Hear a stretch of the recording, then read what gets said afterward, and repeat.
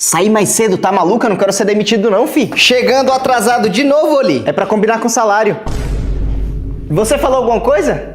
É pra combinar com salário. Eu não consigo colocar em palavras o quanto você é importante pra empresa. E em dinheiro, consegue? Pode deixar. Ah, depois desse projeto eu vou precisar de férias, tá? Você quer tirar 2 férias no ano? O senhor não tem 2 famílias? Oli, infelizmente você tá demitido. Ganhei! Eu não falei que eu ia ser demitido hoje. Pode pagar meu Pix, ninguém mandou apostar. Valeu, patrão. Bora, bora.